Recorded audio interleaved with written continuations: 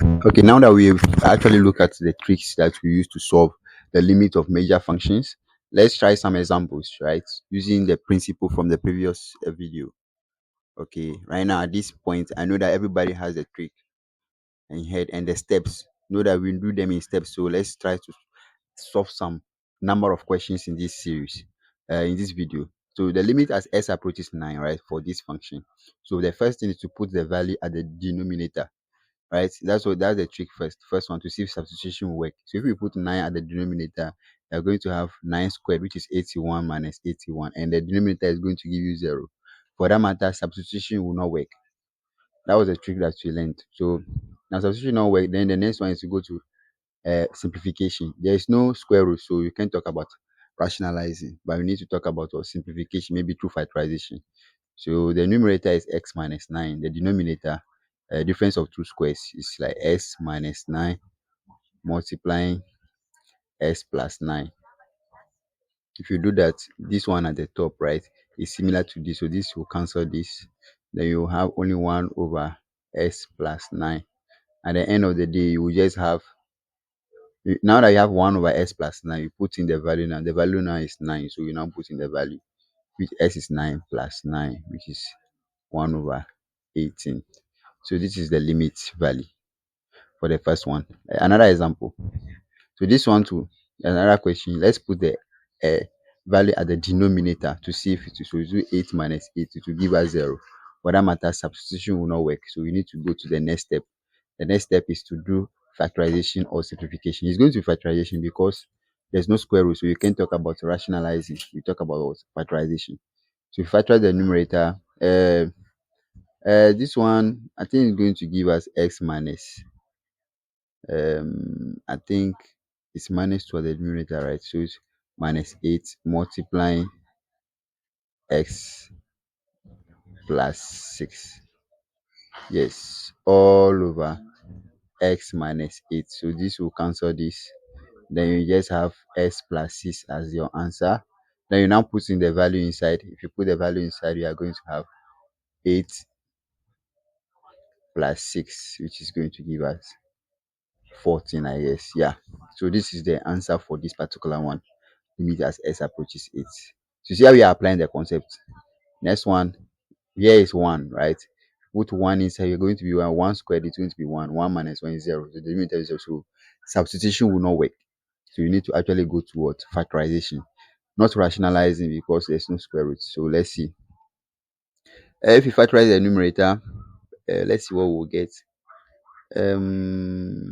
I guess we'll have negative 2 and 1. So it become t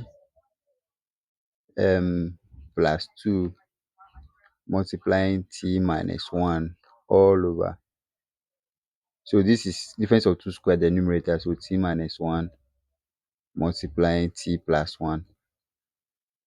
So t minus 1 will cancel this t minus 1. Then you will just have t plus 2 all over t plus 1. Now you have this, you need to put in the value. The value is 1. So you put 1 inside. It's going to be 1 plus 2 all over 1 plus 1, which is give us 3 over 2. So this is the answer for this particular question. The next one is this, right? You put the value at the denominator again. You get 25 minus 25, which will give you 0.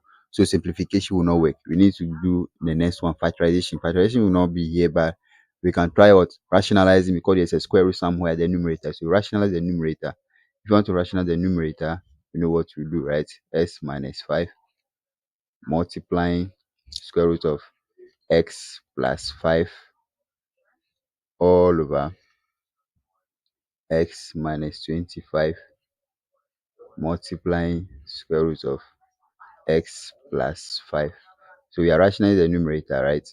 The end of the day is going to be x minus 25 all over x minus 25 multiplying square root of x plus 5. So this will cancel this. Then we just have 1 over square root of x plus 5. Then you put in the value now. The value is 25. So it's going to be 1 over square root of 25 plus 5, which is equal to 1 over 5 plus 5.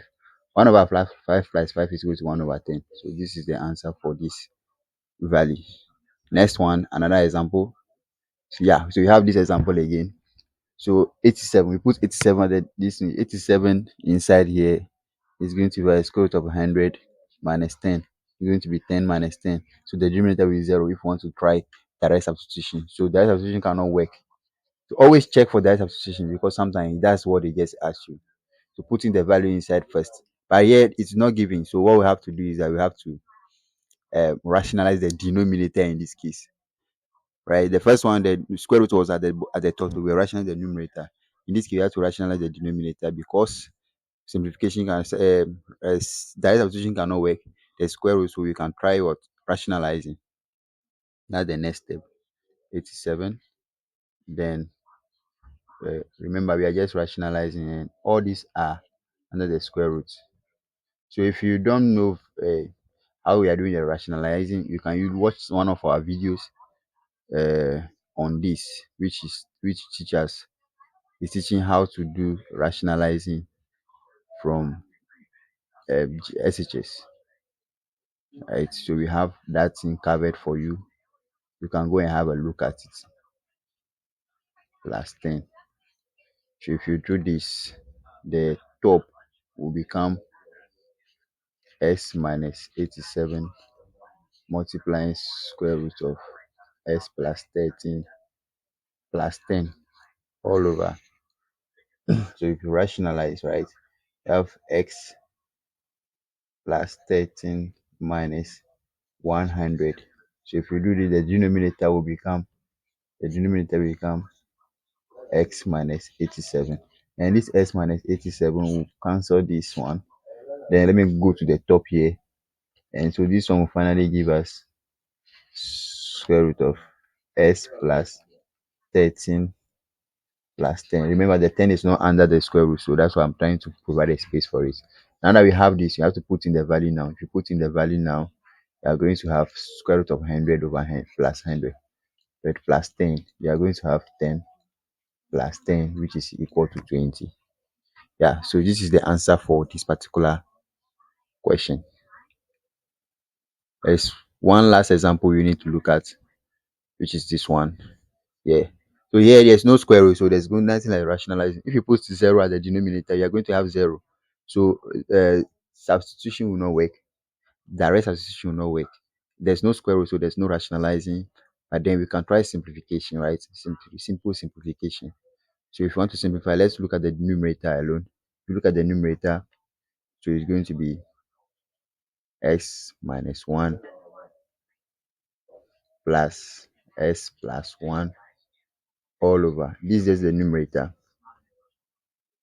S plus 1. This is just fraction operation. Okay.